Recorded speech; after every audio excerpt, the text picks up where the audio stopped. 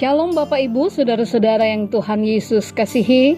Di hari baru pemberian Allah ini kita akan kembali membaca dan merenungkan firman Tuhan, di mana pembacaan Alkitab kita terambil dari kitab Injil Markus, pasalnya yang kedua, ayat 13 hingga ayat yang ke-17 yang menyatakan, sesudah itu Yesus pergi lagi ke pantai danau, dan seluruh orang banyak datang kepadanya, lalu ia mengajar mereka.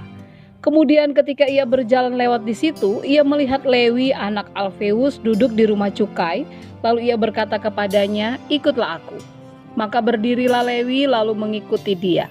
Kemudian ketika Yesus makan di rumah orang itu, banyak pemungut cukai dan orang berdosa makan bersama-sama dengan dia dan murid-muridnya, sebab banyak orang yang mengikuti dia.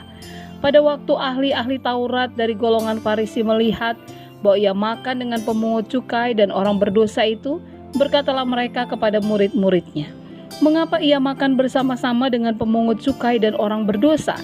Yesus mendengarnya dan berkata kepada mereka, bukan orang sehat yang memerlukan tabib, tetapi orang sakit. Aku datang bukan untuk memanggil orang benar, melainkan orang berdosa. Demikianlah pembacaan Alkitab. Pemungut cukai dalam Alkitab dianggap sebagai orang yang tidak baik. Mereka begitu dibenci oleh orang Israel pada waktu itu. Karena pemungut cukai pada konteks sejarah Romawi dianggap sebagai orang yang jahat yang bekerja sama dengan pemerintah, yang melakukan korupsi, yang menindas orang miskin, mengambil uang dengan cara yang tidak benar. Tidak heran Lewi sang pemungut cukai ini tidak disukai. Kita lihat bagaimana sikap ahli-ahli Taurat golongan Farisi yang sangat membenci mereka. Namun sikap yang berbeda Yesus perlihatkan. Yesus mengajak Lewi untuk menjadi pengikutnya. Yesus bersedia untuk makan bersama di rumah Lewi.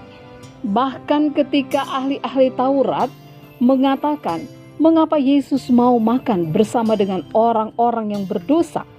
Yesus dengan tegas mengatakan bahwa bukan orang yang sehat yang membutuhkan tabib, tetapi orang yang sakit. Yesus mau menyatakan bahwa kehadirannya adalah untuk memanggil orang yang berdosa dan bukan untuk orang yang benar. Sangat penting bagi kita untuk memahami pesan firman Tuhan pada saat ini untuk kita renungkan. Yang pertama, kita diingatkan bahwa kehadiran Yesus untuk semua manusia itu tidak dibatasi oleh cara berpikir yang mengkotak-kotakan atau mengelompokkan manusia. Yesus hadir untuk semua orang. Yesus merangkul semua orang. Kasih-Nya terbuka dan mengajak semua orang untuk menerima kasih dan anugerah-Nya. Oleh sebab itu, mari belajar untuk menyatakan kasih Tuhan kepada semua manusia, karena hanya Tuhan yang bisa menyatakan layak atau tidaknya seseorang menjadi pengikutnya. Hal yang kedua, siapapun kita, mungkin saat ini kita menganggap bahwa diri kita sangat hina, sangat tidak layak, sangat berdosa di hadapan Tuhan karena segala sesuatu yang sudah kita lakukan. Ingatlah bahwa Yesus datang untuk orang yang tidak benar. Ia datang untuk kita yang berdosa agar kita bisa mengalami pemulihan. Persoalannya adalah, apakah kita mau mengikutnya?